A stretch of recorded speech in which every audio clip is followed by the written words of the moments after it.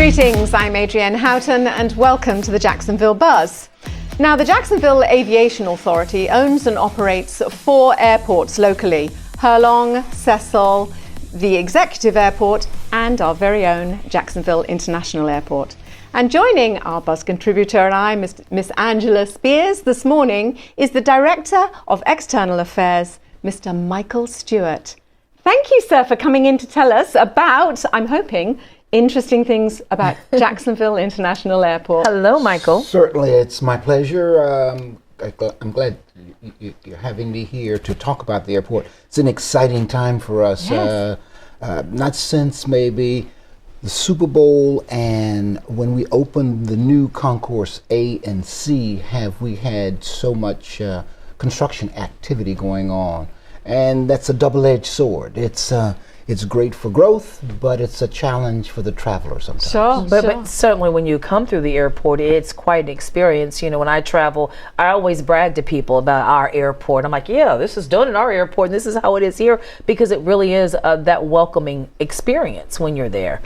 Well, we've always wanted to have the feeling that this is your first experience if you're first time coming to Jacksonville. So the airport is like that doormat first experience that you want to have of the city, and we always wanted to have that warm experience. And we've worked it out, the team effort between the TSA and the airlines, all of us working together, I think make a great team for that welcoming atmosphere. Let's talk about those improvements, Adrienne. yes, let's find out a little bit more about how far along we are with those improvements and what's happening. All right, the major one I think everybody there's buzz about is Concourse B. We have currently 20 gates at Jacksonville International Airport, and Concourse B, which we had a B at one time in the old setup of the airport, but when we went with the new gates, we held that back because our growth wasn't there. Growth is there now, so yes. we'll be adding a concourse that will add 6 additional gates. Wow. And that's going to be in late 2021 or early 2022. And the design of that concourse is actually starting right now. How many people travel in and out of the airport? On an annual basis, we're almost at 7 million passengers. Wow. And just a little over a year ago, it was somewhere closer to 6 million. We have added And parking too. Things are Yes. changing with the economy lots. yes, Because I yes. remember I was traveling, coming back from a trip not too long ago, and one of the bus drivers was telling me about, oh my gosh, this lot is changing, and this is going to become this lot, and she was trying to show me everywhere. So there's a buzz about the parking. Well, well. yes, we have a great option, a number of options for people to choose from. We have economy lots that are either $5 or $6. And we have a surface lot, we have a daily garage, and we have an hourly garage. And in addition, we have valet parking for that high-end business But you've traveler. also, actually, the one good thing about the parking now is that you have frequent flyer programs, don't you? Yes, we have a couple of other programs also for the premium traveler and the frequent traveler where you can earn parking days, I think. Yeah. Oh, wow. Yeah. How do you do this? Yeah. You Just build like up points. yes, you build Yeah. up points like you would with miles with the airlines or Do you miles have to with sign your up cars. somewhere to do that? 'Cause Yes, you can okay. just. In fact, you can do it online. You can go to our website. It'll talk about our okay. frequent I know. Parker program. Yeah, really, so really it's something new. and thank you for bringing that up. No, not What other improvements can we expect Well, at the we're airport? just about halfway through redoing all of the bathrooms on concourses A and Yay. C. Our design was very, very new. A little over 10 years ago when we opened them, and the sinks were a challenge. They were angle sinks. We left out a small design point that was most noted by women. There was no place to hang your bag. No. Oh, and you couldn't set it on the sink because Because it was would get wet. a Yeah. surface. So we've taken care of that in the upgrade, and the bathrooms have a great new look to them. And I think we should be finished with the last pair of bathrooms probably October of this year. So are we going to Fantastic. get a concierge? You know, some of those airports, Adrian, have you been where they have the ladies who were there constantly cleaning and saying, do you need this? Do you need Yes, that? I know. Are we going to have that at JIA? not this year. Oh, that's what I love. I love them when I go Not to. this Don't you year. like that? You go to the airport, you have someone who's do. there, and they're talking to you constantly. no, and giving I don't you, like that. Another thing that you brought up earlier is our art program. Yes, I want to talk about that because one of the most important things I've found when I'm traveling recently throughout the nation is that more and more of the airports are getting involved with local artists. Yes. And tell us more about your arts and commission. musicians. Yes. Yes. Excellent point. And I'll talk about that a little bit. But the art program, I think it's been around for about 20 years. We have an actual art commission that coordinates, selects, and schedules art for the terminal. And they are very involved, both in the art community and with the art commission, and they do a fabulous job. We were one of the first airports to have an actual fixed gallery in the airport. And That's the Haskell Gallery? It was called the Haskell Gallery, and from there we started adding art in areas. The interesting point that we're going to look at on the design of Concourse B, we're going to incorporate kind of artist input prior to the design instead of what we've done now. And I think we've done a great job of including art afterwards, but we're going to incorporate it in the And we're design. running out of time, so just quickly about musicians. Yes. Musicians. You're going to continue to have that? Yes, we are. It's a program that has it grew from Super Bowl. We had just a single musician, and they were coming out playing, and we wanted them to play during the heavy travel periods, and we decided to try and continue that after the Super Bowl, and we People have love it. musicians and a variety of genres, and it's music there every day. Well, it's lovely to have you here. And I thank you, know Michael. that you've got a lot more to tell us about with the Jacksonville Aviation Authority, so I'm hoping you're going to come back. Would love to come back and talk Lovely. about them. Thank you, Michael. Thank Thank you, you. Michael. Always wonderful seeing you, my friend. My pleasure. And if you'd like to know any more information, contact flyjacksonville.com. We'll be right back after these messages.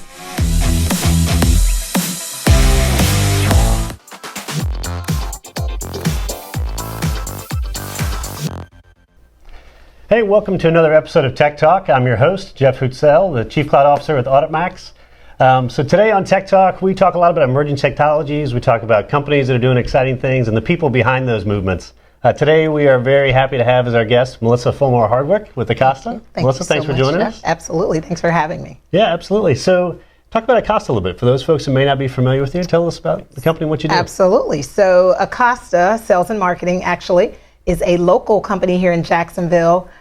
We are certainly a leader in the CPG industry and a company totally based on values.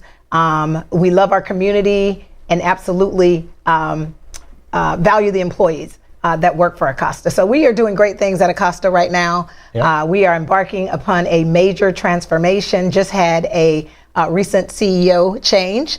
And one of our very own sales leaders, president of sales, has been promoted to CEO. So we're really excited about that and the great things that he's going to do at Acosta. So, and from a technology standpoint, you guys have made a lot of changes in the last couple of years since you've been there. yes. Kind of made some big bets on Absolutely. big data and cloud. Absolutely. So what does that look like? Totally transforming our infrastructure and the platform that we're on. So we are moving to the cloud, have moved. Half of our organization is already on the cloud. We've kind of done this in a phased approach. And so what I do is I actually manage a group called Enterprise Applications. And we service the back office applications. And so, you know, we have a presence, and we're international, right? Huge presence in Canada, the UK, and here locally in Jacksonville with our corporate office. And so any of our back office systems, primarily the HR, payroll, time entry systems, our Salesforce system. So we are on Oracle Fusion. We just transitioned that to the cloud, full suite, as well as a Salesforce component of that. And so I am responsible for taking us to a common vertical is what we're calling it, right? More Yeah. standardization across our organization. And as you know, we do a lot of business through acquisition. So what we're faced with is a lot of companies within companies, right? And so we are moving to a one Acosta model. And so I'm responsible for that transition. That's great. So you're doing a lot of things, and you've been in IT for a while now. I have been. I actually started off as an accountant. Got my undergraduate in accounting and started off as a practitioner in the system. Loved the technology. Decided that I wanted to move a little further and dive into the technology industry. You left spreadsheets? I left spreadsheets. I didn't want to be a bean counter all of my life, Jeff. I felt like my personality didn't match with that. Although I love accountants, right? Just wasn't the thing for me. And so I transitioned. Basically, my story is that I came from being a practitioner in that space to a leader in that space. And so I absolutely enjoy what I do and the people that I work with. One of the things I know you're really passionate about, and you're trying to bring some awareness to, is this women in IT leadership. Yes. And in fact, you're speaking actually on the Tech Coast conference I'm coming up in a few weeks. That's great. I'm excited about that. Yes. So talk to me a little bit about that. I mean, obviously it's very important, but just what's your perspective? So traditionally, this IT industry, STEM alone, had been male dominated for the most part, right? You very rarely find a lot of women in that IT space. And for a number of reasons, we would be great at it, right? We're totally analytical as women, right? Yeah. But you just don't find very many women in that space. Why do you think that is? I mean, I've read a stat that said that 57% of the workforce is made up of women, but only about 20% in IT jobs. Absolutely. So what do you think why is there that gap? I think that we traditionally, women, go for jobs that are more people-oriented, are more touchy-feely kind of jobs, right?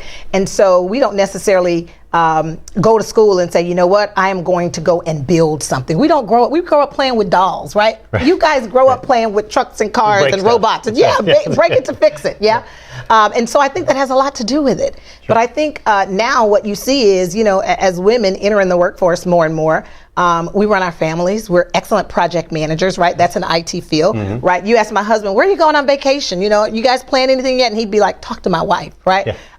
And so what we realize is that most of these projects from a technology perspective anyway takes a lot of organization, right? You're managing to budget, you're managing to scope, and we're good at that kind of stuff, right? Yeah. So I think women are now saying, we can do this just as well. And above and beyond that, right, I have a group of women that are really, really technical, like code, right? They desire to sit down and build code and see what the results are going to be. So I think we are just realizing that we can do more than raise our kids. Yeah. We can actually get out there and make a difference and build stuff and transform things. And so I think that's what it's about. Yeah, I think seeing more and more folks like yourself out there in the forefront of it that are presenting themselves as a good mentor, a good role model. Absolutely. You see people in the marketplace now, like Carly Kloss. I have an 11-year-old daughter who's looking at the coding with Klossy thing now, and it's just something that's more available. Oh, I think. Hopefully that's going to make a big difference. I'm a part of an advisory council and a team that visits one of our local high schools, and they have these clubs all over now that are girls who code, right? And it's a big deal. I mean, you walk in there and the room is packed with these girls who have a desire to code, right? So they're exploring this stuff and they're enjoying it. And so I'm excited to see it. I would certainly continue to mentor young ladies and young girls who desire to be in this space. That's great. Yeah. Well, I can tell you're passionate about it. And it's something really exciting. I know you have the upcoming Tech Coast conference, which is on August 21st. Yes. I'm excited. You guys need to get your tickets. I think I saw on LinkedIn last night, it was buy one, get one free. So certainly go out there and get your tickets so that you don't miss this event. Yeah, well, that's great. Well, we're looking forward to seeing you speak. Where else can people find you? My contact information by way of email is mhardwick@acosta.com. That's great. We know you're on LinkedIn as well. I'm on LinkedIn, absolutely. So you can find me there, but excited. And I'm always in the community because I am an avid mentor. I love giving back. I love helping girls. And so you can find me. Well, Melissa, thanks so much for joining us. We appreciate it. We're looking forward to seeing you at the Tech Coast conference. Thanks so much. Thanks for having me. And thank you guys for joining us as well. That's the end of another Tech Talk. We'll see you next time.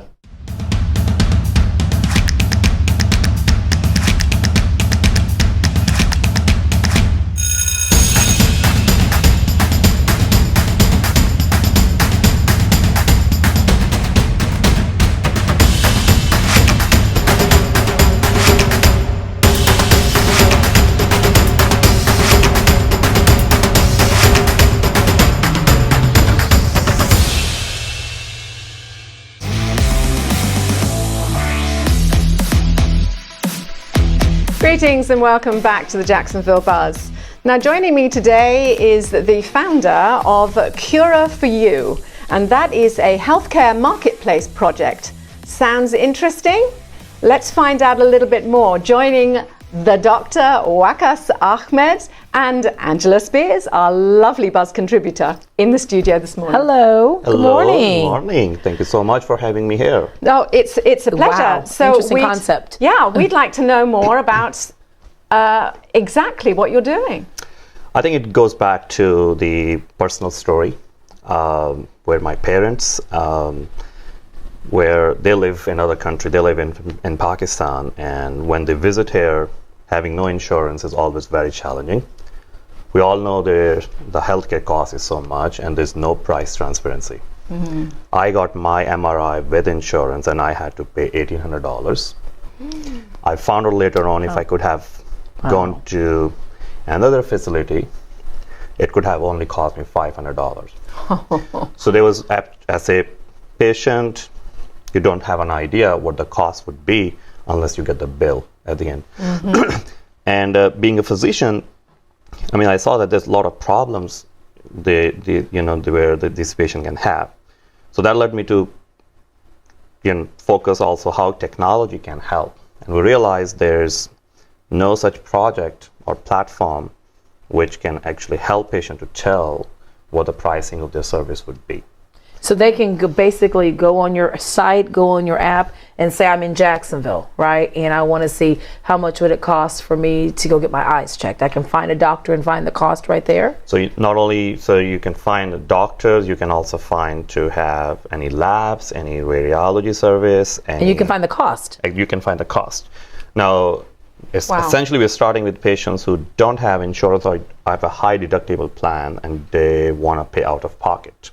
So they can see what exactly is going to be. I'm not sure if you're familiar with the platform called GoodRx, which is essentially tells you the pricing for the drugs, medications. Yes. It's the same concept, but it's essentially broader because we want to see doctors, lab, radiology. Do you have the ratings though for each of the providers? So that if I want to know, is this someone who I really want to go to? Does this provider have a 5-star rating, a 4-star rating, a 1-star rating? So there are a lot of websites already doing that. Okay. We do get feedback from the patients and help the providers. Being a physician, I'm also very sensitive about, because I know healthcare can be very challenging, and it's unfortunate. It's not like a true business site, so it's essentially a relationship between patient and doctors a lot of time.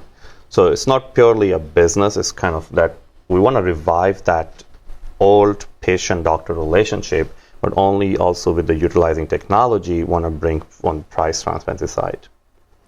So you're talking about anything to do with the any requirement that you need medically, so that you could find out about hospitals, you could find out about if you know you have to have a procedure. So that's exactly the idea. So what we did is we built this whole platform to enable that, and now we are actively doing business development with contracting with partners. We just contracted with over 900 radiology centers in the U.S. We contract with Quest Diagnostic as a lab provider. And we're actively doing contracting with the physician practices and procedures and eventually the idea is to also have some of the hospitals who can actually get us. Good thing is this, and the Trump administration actually has done and passed an order, actually he is still in the court for having price transparency in the healthcare. And if that happens, I think that will be much better for the patients. Yes. And this platform also, we are going to enable telemedicine part. I was going to ask about that, because not only can you find your doctor in whatever city, but telehealth, telemedicine, because we know that that's very, very big. Laws were enacted here in Florida for telehealth, and so they can actually see someone via telemedicine as well, correct? Exactly. So the idea is in phase 2, we are currently kind of enrolling physicians who want to do telemedicine. And so, for example, if you're visiting out of state or another city, it's just like the idea is you will open your app, you'll see your doctors in the office. If you want to see a doctor online, it will show you which doctors you can see right from your phone. And and then if your doctor orders further stuff, lab or radiology or medication, you actually will be able to see if you want to schedule that in real time with the real pricing. I mean, I think it's the only thing that you purchase and you Don't know don't know how much it's going to cost you. Absolutely, and you will keep getting the bills. Who is I never crazy thought enough- about it that Who way. is crazy enough to do that? Who is Yeah. crazy enough to do that? That is so true. That Well, is- thank you for coming in to tell us about it, We because so now I'm appreciate you. fascinated. You I'm have To go and absolutely look to see how fascinated. much it's I going to do. cost for our next appointment. I know. You're very I know. welcome. Right. Thank you, Dr. Ahmed. It's been a pleasure, and I look forward to finding out more about what's happening. Thank you so much. Likewise. Thank you for having me here. And We appreciate you. We certainly do. Technology on the cutting edge. Absolutely. And for more information, go to curaforyou.com.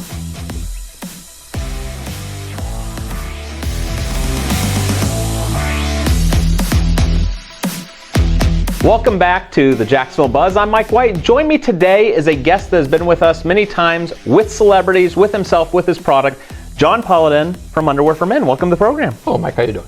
I am great. I'm great because I'm actually wearing your product as I do almost every day. And I remember our first conversation. You said people go buy this product and they end up coming in after getting one pair and replacing all the underwear in their drawer. That's true. And thanks to you, I have actually completed that process. So welcome. We've been sitting here with many football players, professional athletes. Your product was created, in essence, for the athlete. That's correct. It was an anti-chafe athletic product. And you have transitioned to many verticals that you're actually now helping support in the medical industry, urologists. Well, that's true. We've been involved with the American Urological Association now for over 4 years. And that kind of came about through feedback and testimonials. We have over 4,000 five-star reviews on our website that you can actually go and read if you would ever care to. But in doing so, we get these amazing stories that people write back to us on how UFMs have made a difference in their lives, and it became very obvious that a lot of them were medical issues. So we decided very early on in the history of the company that not only is this an athletic product, but it's a medical product. And then we started working with urologists all over the country and all over the world, and it's worked out quite well. Well, when I search underwear for men, if I look online, obviously you come up, but what really makes you guys different? And Well, are you not just underwear? no, we're not just underwear. We're actually patented. We've just got our patent fully granted last year, and we're actually patent pending most everywhere else in the world. And what makes it different is this adjustable support system here, where you have this drawstring which you can adjust up, and it just picks everything up and provides actual support. Most men's underwear in the market today, almost all, provide very little support. And we don't consider just smashing your stuff against your thigh as support. This actually provides support and it provides lift. And we actually provide two different support levels. We have our regular version and our max version, with our max version providing extra amount of lift.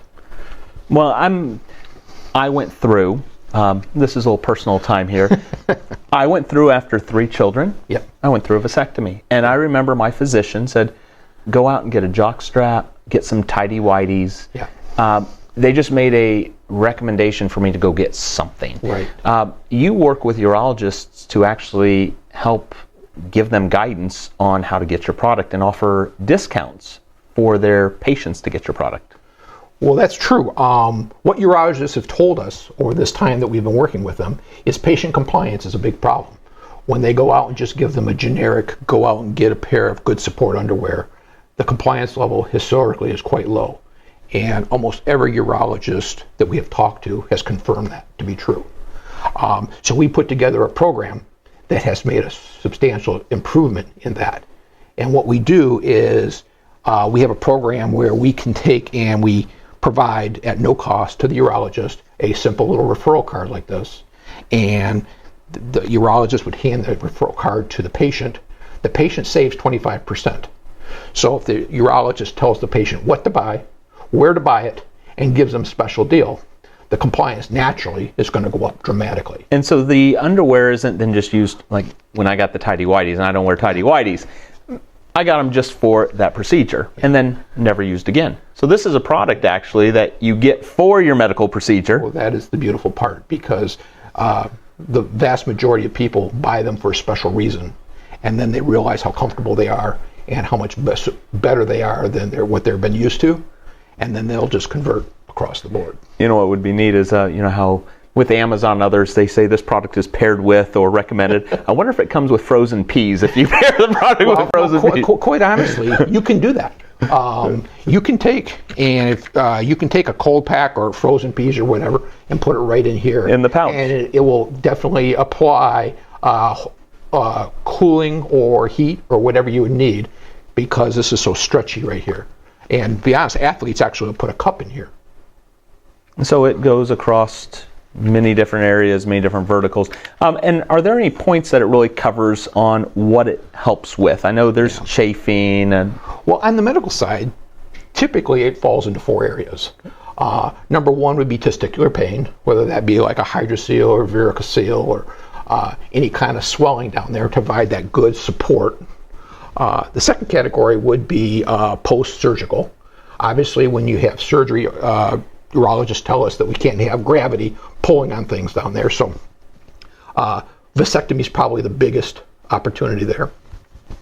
The third one would be, as we get older, Mike, things kind of sag down there because gravity is not our friend. I'm not there, but I'll take your opinion on it. And older folks find this product very, very helpful.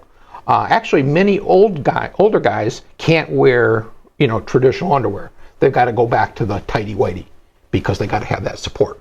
Well, this solves that problem. So we call that senior sag. And then the fourth area would be incontinence.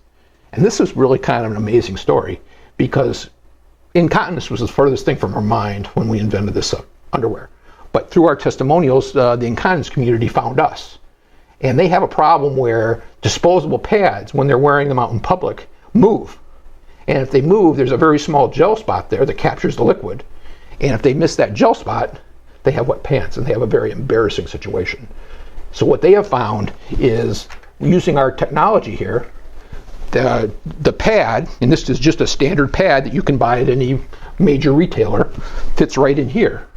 And this drawstring system locks that pad in place, so they can go out there in public, be very confident that they're not going to have an embarrassing situation, and be looking good at the same time. So it's good for both their self-confidence and their self-esteem. Well, John, I want to again thank you for your invention, and thank you for coming to our program again.